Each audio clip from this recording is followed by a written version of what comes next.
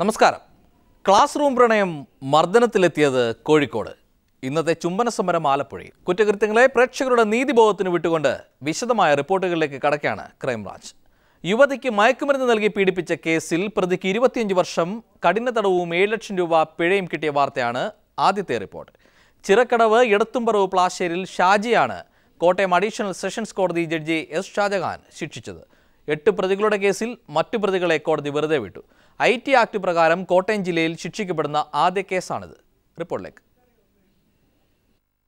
2007 ജൂണിലാണ് കേസിനാസ്പദമായ സംഭവം നടന്നത്. പൊൻകുന്നത്തെ വിൻടെക് എന്ന സ്ഥാപന ഉടമയായ ഷാജി ജീവനക്കാരിയായ പെൺകുട്ടിയെ പീഡിപ്പിച്ചുവെന്നാണ് പ്രോസിക്യൂഷൻ കേസ്. അവധി ദിവസം ഓഫീസിൽ വിളിച്ചു വരുത്തി ജീവനക്കാരിക്ക് ഭക്ഷണത്തിൽ മയക്കുമരുന്ന് നൽകി ബോധരഹിതയാക്കിയ ശേഷം പീഡിപ്പിക്കുകയായിരുന്നു. ബോധം തെളിഞ്ഞപ്പോൾ പുറത്തേക്കിറങ്ങി ഓടിയ യുവതിയെ ഷാജി മൊബൈലിൽ പകർത്തിയ നഗ്നചിത്രങ്ങൾ കാണിച്ച് ഇത് കമ്പ്യൂട്ടർ മുഖേനയും മൊബൈൽ ഫോൺ വഴിയും പ്രചരിപ്പിക്കുമെന്ന് ഭീഷണിപ്പെടുത്തി. പിന്നീട് പലതവണ പീഡിപ്പിക്കുകയും ചെയ്തു. സംഭവം നടക്കുമ്പോൾ 20 വയസ്സ് തികയാതിരുന്ന പെൺകുട്ടിയെ പീഡിപ്പിച്ച് ചിത്രങ്ങൾ പ്രചരിപ്പിച്ചത് മനുഷ്യത്വരഹിതവും സ്ത്രീത്വത്തിന്റെ മഹാത്മ്യത്തെ വെല്ലുവിളിക്കുന്നതുമാണെന്നും കോടതി നിരീക്ഷിച്ചു. IT ആക്ട് പ്രകാരം ജില്ലയിൽ ശിക്ഷിക്കപ്പെടുന്ന ആദ്യ കേസാണിത്. മൊബൈലിൽ ചിത്രങ്ങളെടുത്ത് പ്രചരിപ്പിച്ചതിന് IT ആക്ട് ഉൾപ്പെടെ വിവിധ വകുപ്പുകൾ ചുമത്തിയാണ് പ്രതിക്ക് 25 വർഷം കഠിന തടവും 7 ലക്ഷം രൂപ പിഴയും കോടതി വിധിച്ചത്. പിഴയൊടുക്കിയാൽ 5 ലക്ഷം രൂപ പെൺകുട്ടിക്ക് നൽകണം. കേസിൽ 16 സാക്ഷികളെ വിസ്തരിച്ചു. 36 രേഖകൾ ഹാജരാക്കി. പ്രോസിക്യൂഷനു വേണ്ടി അഡീഷണൽ പബ്ലിക് പ്രോസിക്യൂട്ടർ ജോർജ് കുട്ടി ചിറയിൽ ഹാജരായി. News bureau, Kottayam. സുഹൃത്തിനെ വധിക്കാൻ ശ്രമിച്ച കേസിൽ തമിഴ്നാട് സ്വദേശി പിടിയിൽ. ഒളിവിൽ കഴിയുകയായിരുന്ന വിരുദുനഗർ സ്വദേശി നല്ലയ്യനെ തൃക്കാക്കര പോലീസാണ് അറസ്റ്റ് ചെയ്തത്. കഴിഞ്ഞ മാസം 25-ന് എറണാകുളം പടമുകളിൽ വെച്ചായിരുന്നു കേസിനാസ്പദമായ സംഭവം. തമിഴ്നാട് സ്വദേശികളും സുഹൃത്തുക്കളുമായ നല്ലയ്യനും ചെല്ലപ്പാണ്ടിയും തമ്മിലുണ്ടായ വാക്കേറ്റം കത്തിക്കുത്തിലേക്ക് നീങ്ങുകയായിരുന്നു. വാക്കേറ്റം ജാതിയുടെ പേരിലായതോടെയാണ് കേസിലെ പ്രതിയായ നല്ലയ്യൻ ചെല്ലപ്പാണ്ടിയെ കയ്യിൽ കരുതിയിരുന്ന കത്തി ഉപയോഗിച്ച് കുത്തിപ്പരിക്കേൽപ്പിച്ചത്. തുടർന്ന് പ്രതി ഒളിവിൽ പോകുകയായിരുന്നു. കേസ് രജിസ്റ്റർ ചെയ്ത തൃക്കാക്കര അസിസ്റ്റന്റ് കമ്മീഷണർ ബിജോ അലക്സാണ്ടറുടെ നേതൃത്വത്തിലായിരുന്നു പ്രതിയെ പിടികൂടിയത്. നല്ലയ്യനെ കോടതിയിൽ ഹാജരാക്കിയ ശേഷം റിമാൻഡ് ചെയ്തു. ചെല്ലപ്പാണ്ടി സുഖം പ്രാപിച്ചു വരികയാണ്. News bureau, Kochi. കോഴിക്കോട് ബേപ്പൂരിലെ ഐസ് പ്ലാന്റിലുണ്ടായ അമോണിയ വാതക ചോർച്ച നാട്ടുകാരെ ഭയാശങ്കയിലാക്കി. മണിക്കൂറുകൾക്ക് ശേഷമാണ് ചോർച്ച നിയന്ത്രിക്കാനായത്.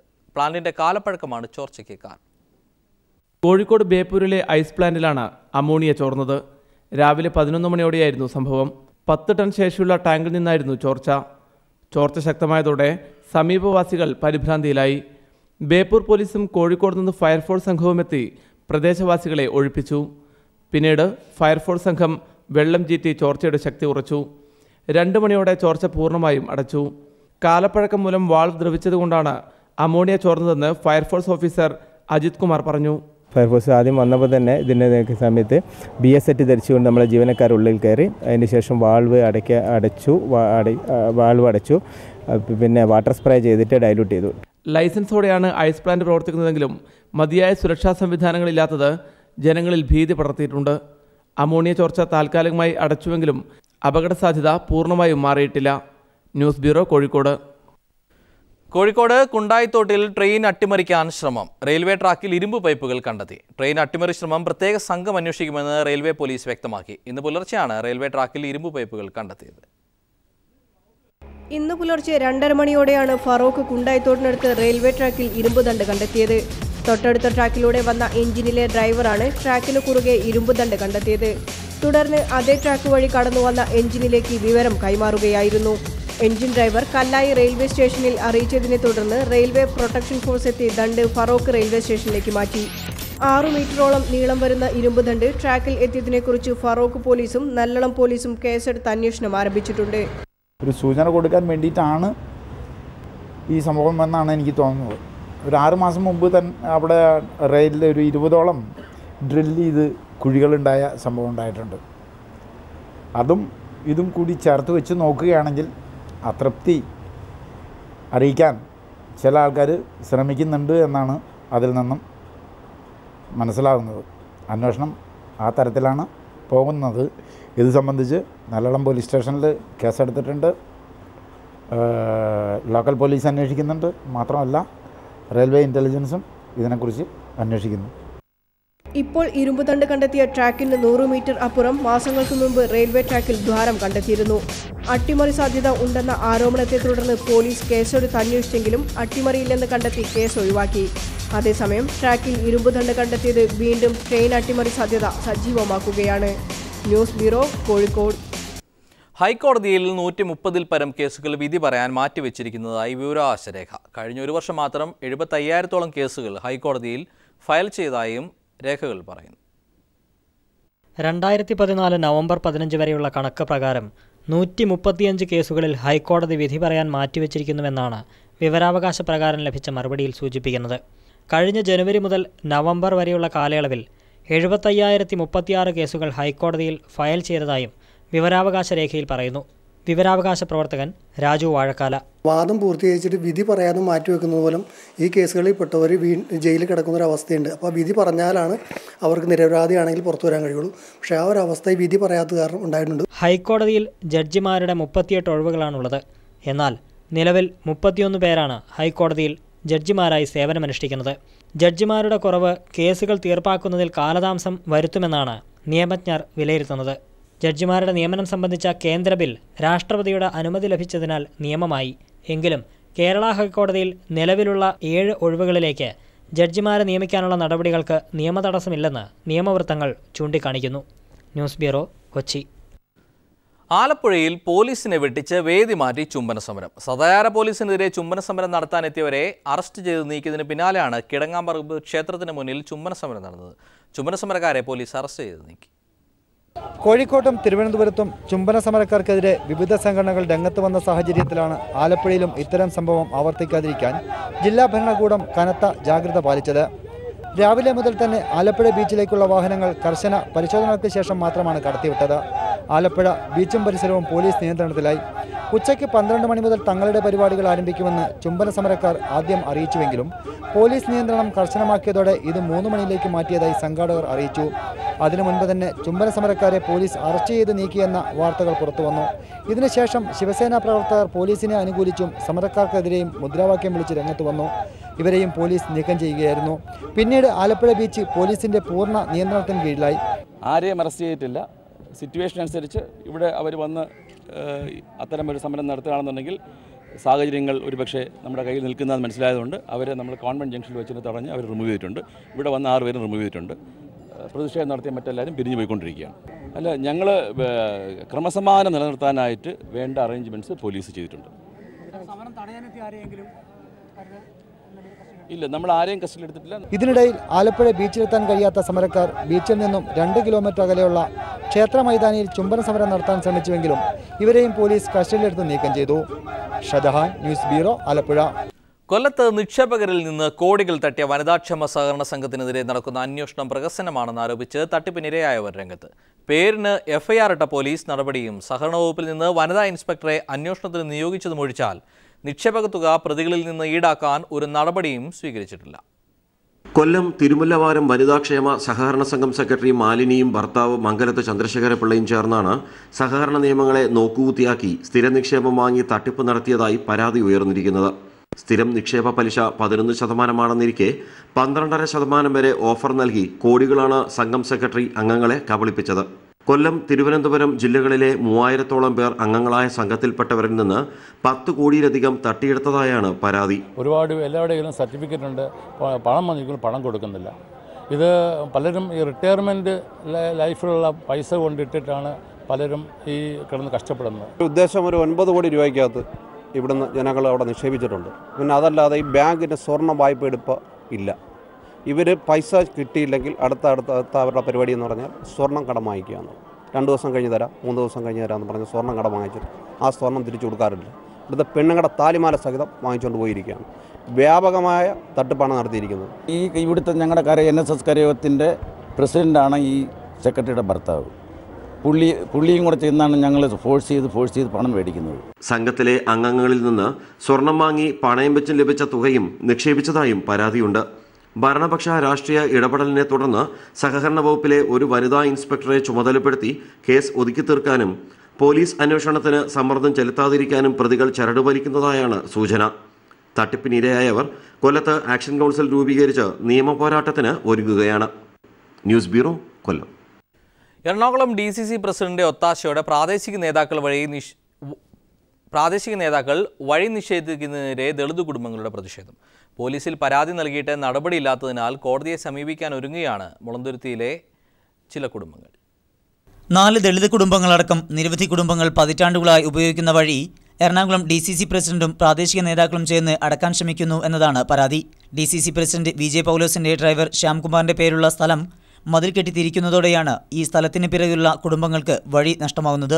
ഇത് സംബന്ധിച്ച് പിറവം CIക്ക് പരാതി നൽകിയതിനെ തുടർന്ന് സമവായ ചർച്ചകൾ നടന്നുവെങ്കിലും ഫലമുണ്ടായില്ല. ഇതിനിടെ മതിൽ കെട്ടാനുള്ള കല്ലുമായി എത്തിയവർ കുടുംബാംഗങ്ങളെ ആക്രമിക്കുകയും വീടിന്റെ ചുല്ലുകൾ തകർക്കുകയും ചെയ്തു.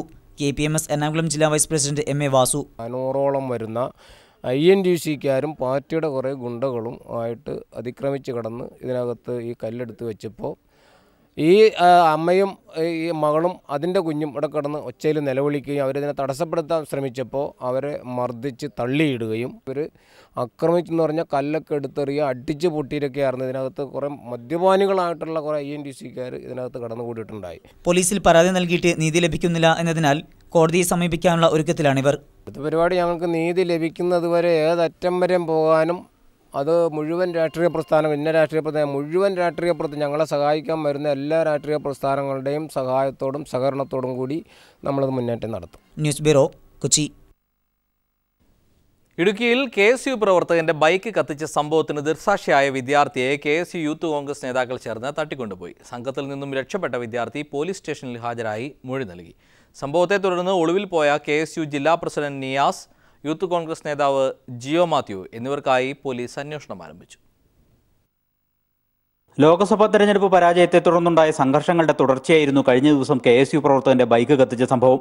PT തോമസ് അനുകൂലിയായ ജിജുവിന്റെ ബൈക്ക് എതിർവിഭാഗം കത്തിക്കുകയായിരുന്നു. ഈ സംഭവത്തിന് ദൃക്സാക്ഷിയായ +1 വിദ്യാർത്ഥിയെ കാണാതായത് സംഭവം വിവാദമാക്കി. ഇതിനിടെ തട്ടിക്കൊണ്ടുപോയ വിദ്യാർത്ഥി സംഘത്തിൽ നിന്ന് രക്ഷപ്പെട്ട് തൊടുപുഴ പോലീസ് സ്റ്റേഷനിൽ ഹാജരായി. KSU ജില്ലാ president Niyas Koorappally, youth congress parliament മണ്ഡലം വൈസ് പ്രസിഡന്റ് ജിയോ മാത്യു എന്നിവർ ചേർന്ന് തന്നെ തട്ടിക്കൊണ്ടുപോവുകയായിരുന്നുവെന്ന് വിദ്യാർത്ഥി പോലീസിന് മൊഴി നൽകി. കൂട്ടിക്കൊണ്ടുപോയാൽ സിബി എന്ന് പറഞ്ഞൊരു സിബി ഉണ്ട്, പിന്നെ നിയാസ് കൂരാപ്പള്ളി, ജിയോ മാത്യു, പിന്നെ ഒരു ഉണ്ണീന്ന് വിളിക്കുന്ന ഒരു വ്യക്തി ഉണ്ടായിരുന്നു. ഇങ്ങനെ പോകുന്ന വഴിക്കൊക്കെ റോയ്ക്ക് പൗലോസ് വിളിച്ച് പറയുന്നുണ്ടായിരുന്നു ഇന്ന സ്ഥലത്തേക്ക് പോവാം, അങ്ങനെ രീതിയിലൊക്കെ പോയി. മൊഴിയുടെ അടിസ്ഥാനത്തിൽ KSU യൂത്ത് കോൺഗ്രസ് നേതാക്കൾക്കെതിരെ ജാമ്യമില്ലാ വകുപ്പ് പ്രകാരം പോലീസ് കേസെടുത്തു. സംഭവത്തെ തുടർന്ന് ഒളിവിൽ പോയ KSU യൂത്ത് കോൺഗ്രസ് നേതാക്കൾക്കായി അന്വേഷണം ആരംഭിച്ചതായും പോലീസ് അറിയിച്ചു. DCC പ്രസിഡന്റ് റോയ് കെ പൗലോസിനെ അനുകൂലിക്കുന്നവരാണ് കേസിൽ ഉൾപ്പെട്ട KSU യൂത്ത് കോൺഗ്രസ് നേതാക്കൾ. എതിർ വിഭാഗത്തിനായി മുൻ MP PT തോമസ് ശക്തമായി രംഗത്തുണ്ട്. ഐ ഗ്രൂപ്പ് കൂടി PT തോമസിനൊപ്പം ചേർന്നതോടെ തിരിച്ചടിക്കാനുള്ള ശക്തി സംഭരിക്കുകയാണ് റോയി വിരുദ്ധ വിഭാഗം. ഏതായാലും ഗ്രൂപ്പ് വഴക്ക് തെരുവിലേക്ക് നീങ്ങിയതോടെ ജില്ലയിലെ പോലീസ് നേതൃത്വത്തിന് തലവേദനയായി. News bureau, Idukki. ദില്ലി കാബൂൾ വിമാനം തീവ്രവാദികൾ റാഞ്ചാൻ സാധ്യതയുണ്ടെന്ന് ഇന്റലിജൻസ് റിപ്പോർട്ട്. എയർ ഇന്ത്യയുടെ വിമാനം റാഞ്ചാൻ തീവ്രവാദികൾ പദ്ധതിയിടുന്നതായാണ് ഇന്റലിജൻസിന് വിവരം ലഭിച്ചത്. ഇതിനെ തുടർന്ന് രാജ്യത്തെ വിമാനത്താവളങ്ങൾക്ക് ജാഗ്രതാ നിർദ്ദേശം നൽകിയിട്ടുണ്ട്. 1999-ൽ കണ്ടഹാർ വിമാനം റാഞ്ചിയതുപോലെ ദില്ലിയിൽ നിന്നും കാബൂളിലേക്കുള്ള വിമാനം റാഞ്ചാനാണ് പദ്ധതി. കഴിഞ്ഞ ദിവസം എയർ ഇന്ത്യ വിമാനം റാഞ്ചുമെന്ന് കൊൽക്കത്തയിലെ എയർ ഇന്ത്യയുടെ ഓഫീസിൽ വിവരം ലഭിച്ചതിന്റെ തുടർച്ചയായാണ് ഇന്റലിജൻസിന് പുതിയ വിവരങ്ങൾ ലഭ്യമായത്. മലബാറിനൊപ്പം കർണാടകയിലേക്കുള്ള കർഷക കുടിയേറ്റവും പതിറ്റാണ്ടുകൾ പിന്നിടുന്നു. ദക്ഷിണ കർണാടകയിലെ ഗ്രാമങ്ങളിലേക്കാണ് ആദ്യം കന്നിമണ്ണ് തേടി മധ്യ തിരുവിതാംകൂറിൽ നിന്നും കർഷകർ ഏറെയും എത്തിയത്. ഇപ്പോൾ 3ാം തലമുറയിൽ എത്തി നിൽക്കുന്നു ഇവിടുത്തെ കുടിയേറ്റ കർഷകർ. കാസർഗോഡ് നിന്ന് സണ്ണി ജോസഫ് കുടിയേറ്റത്തിന്റെ കഥ പറയുന്നു. കഴിഞ്ഞ നൂറ്റാണ്ടിൽ 40കളുടെ അവസാനത്തോടെ മലബാറിലേക്ക് കുടിയേറ്റം ആരംഭിച്ചെങ്കിലും അത് ശക്തമായത് 50കളുടെ തുടക്കത്തിലാണ്. ഈ കാലത്തു തന്നെ മലയാളികൾ ദക്ഷിണ കർണാടകയിലുമെത്തി. പ്രധാനമായും പുത്തൂർ, ബെൽത്തങ്ങാടി, സുള്യ മേഖലകളിലാണ് കൃഷിഭൂമി തേടി മലയാളികൾ എത്തിച്ചേർന്നത്. അവരിലേറെയും കോട്ടയം ജില്ലയിൽ നിന്നുള്ള ക്രിസ്ത്യൻ കുടുംബങ്ങളായിരുന്നു. സാമ്പത്തിക പ്രയാസങ്ങൾ കാരണം കന്നിമണ്ണ് തേടിയാണ് 65 വർഷം മുമ്പ് കടുത്തുരുത്തി കീഴൂരിൽ നിന്നും ചെമ്പനാനിൽ ഫിലിപ്പിന്റെ കുടുംബം കടബയിലെത്തിയത്.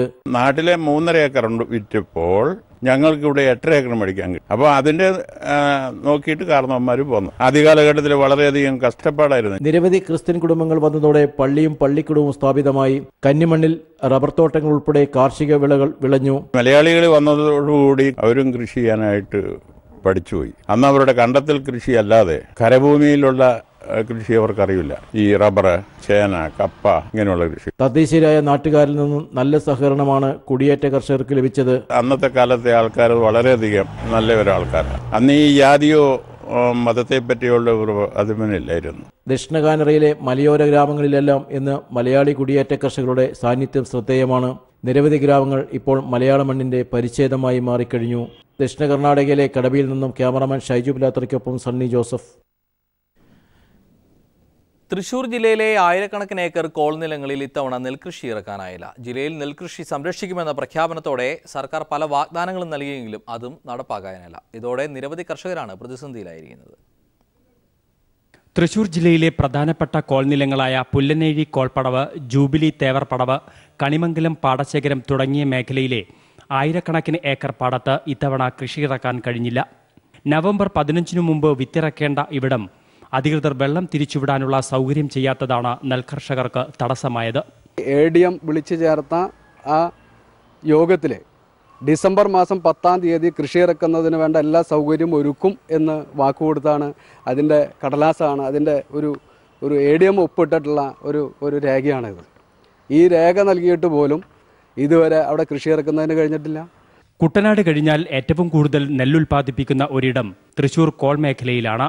ഈ പ്രദേശത്തെ കാർഷിക അഭിവൃദ്ധിക്കായി നേരത്തെ 800 കോടി രൂപയുടെ വിവിധ പദ്ധതികൾ കേന്ദ്ര സർക്കാർ പ്രഖ്യാപിച്ചെങ്കിലും ഒന്നും നടപ്പിലായില്ല. PC ചാക്കോ തൃശ്ശൂർ MP ആയിരിക്കുന്ന കാലഘട്ടത്തിൽ കേന്ദ്രത്തിൻ്റെ 750-800 കോടി രൂപ അനുവദിച്ചു എന്ന പത്രവാർത്തയും വലിയ കൊട്ടിഘോഷിക്കലൊക്കെ ഉണ്ടായെങ്കിലും കഴിഞ്ഞ സീസണിലൊന്നും ഒരു വികസന പ്രവർത്തനവും തൃശ്ശൂർ ജില്ലയിലെ കോൾ മേഖലയിൽ നടത്തിയതായിട്ട് നമുക്ക് കാണാൻ കഴിയില്ല. കോൾ മേഖലയിലെ കൃഷിക്കാർ കോൾ മേഖലയിൽ നിന്ന് പിൻവലിയുന്ന, കാർഷിക മേഖലയിൽ നിന്ന് പുറകോട്ട് പോകുന്ന സ്ഥിതിയാണ് ഇന്ന് നിലനിൽക്കുന്നത്. തൃശൂരിൽ 3-ാം വട്ട കൃഷിക്കായി തുടങ്ങിയ പദ്ധതികളെല്ലാം 1-ാം വിള പോലും ഇറക്കാൻ കഴിയാത്ത അവസ്ഥയിലാക്കി. News bureau, Thrissur. ജിദ്ദയിൽ തൊഴിൽ തേടിയെത്തിയ മലയാളികൾക്ക് പീഡനം. ഭക്ഷണം പോലും നൽകാതെ റിക്രൂട്ടിംഗ് കമ്പനിയിലും ലേബർ ക്യാമ്പിലും തള്ളി. കോഴിക്കോട്ടെ അറേബ്യൻ ട്രാവൽസാണ് വിസയ്ക്ക് ലക്ഷങ്ങൾ വാങ്ങി സൗദിയിൽ എത്തിച്ചതെന്ന് ഇരകൾ പീപ്പിൾ ടിവിയോട് പറയുന്നു. കോഴിക്കോട്ടെ അറേബ്യൻ ട്രാവൽസ് വഴി സൗദിയിലെ ജിദ്ദയിലെത്തിയവരാണിവർ.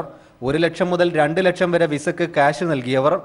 ഏജന്റിന്റെ വാഗ്ദാനം എയർപോർട്ട് ജോലിയായിരുന്നെങ്കിലും ജിദ്ദയിലെത്തിയപ്പോൾ നിർമ്മാണ പ്രവർത്തനവും റോഡ് പണിയും. ഇതിനായി നിർബന്ധിച്ച് രേഖകൾ തിരുത്തി. പരാതി പറഞ്ഞപ്പോൾ എഗ്രിമെന്റിൽ ഒപ്പുവെച്ചതുകൊണ്ട് ഇടപെടാനാവില്ലെന്നാണ് എംബസി അധികൃതർ തിരിച്ചു പറഞ്ഞത്. ഭക്ഷണം കഴിച്ചിട്ട് 2 ദിവസമായി.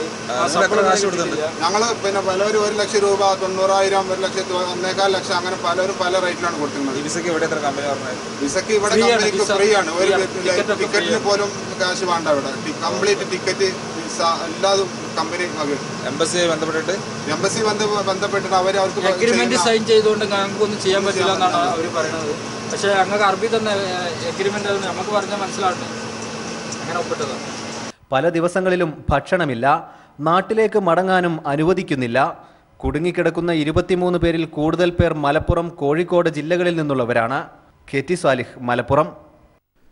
സമുദ്രാതിർത്തിയിൽ പാക് തീവ്രവാദ ബോട്ട് കണ്ടെത്തിയ സംഭവത്തെ തുടർന്ന് രാജ്യത്ത് സുരക്ഷ ശക്തമാക്കി. പ്രതിരോധ സേനകളെ നിർണായക സ്ഥലങ്ങളിൽ കൂടുതലായി വിന്യസിക്കാൻ കേന്ദ്ര സർക്കാർ തീരുമാനിച്ചു. അതേസമയം കാശ്മീർ അതിർത്തിയിൽ ഉണ്ടായ പാക് വെടിവയ്പിൽ മരണമടഞ്ഞവരുടെ എണ്ണം 3ആയി. ആ റിപ്പോർട്ടുമായി ഇന്ന് വിട പറയുന്നു. ശുഭരാത്രി. രാജ്യത്തിന്റെ വിവിധ ഭാഗങ്ങളിൽ തീവ്രവാദ ആക്രമണം ഉണ്ടാകാനുള്ള സാധ്യതയാണ് രഹസ്യാന്വേഷണ വിഭാഗങ്ങൾ പങ്കുവയ്ക്കുന്നത്. ജനുവരിയിൽ ഗുജറാത്തിലും ദില്ലിയിലുമായി നിർണായകമായ ചടങ്ങുകൾ നടക്കുന്നുണ്ട്. ഇത് തീവ്രവാദികൾ ലക്ഷ്യം വയ്ക്കുന്നുവെന്ന് ആഭ്യന്തര മന്ത്രാലയം സംശയിക്കുന്നു. 7-ാം തീയതി മുതൽ 9-ാം തീയതി വരെ ഗുജറാത്തിൽ പ്രവാസി ദിനാഘോഷം നടക്കുന്നുണ്ട്. ഇതിൽ പ്രധാനമന്ത്രി നരേന്ദ്രമോദി, നിരവധി കേന്ദ്രമന്ത്രിമാർ എന്നിവർ പങ്കെടുക്കും. അതിനുശേഷം റിപ്പബ്ലിക് ദിനാഘോഷങ്ങളിലേക്ക് കേന്ദ്രം കടക്കും. അമേരിക്കൻ പ്രസിഡന്റ് ബറാക് ഒബാമ ചടങ്ങിനെത്തും. ഈ സമയങ്ങളിൽ ആക്രമണം ഉണ്ടാകാതിരിക്കാനുള്ള ജാഗ്രതയാണ് കേന്ദ്ര സർക്കാർ പുലർത്തുന്നത്. ഗുജറാത്തിലെ പോർബന്തറിന് സമീപം കണ്ട പാക് ബോട്ടിലുണ്ടായിരുന്ന സ്ഫോടക വസ്തുക്കൾ ആർക്കു വേണ്ടിയാണെന്നതിനെക്കുറിച്ചുള്ള അന്വേഷണത്തിലാണ് വിവിധ ആഭ്യന്തര വകുപ്പ് ഏജൻസികൾ.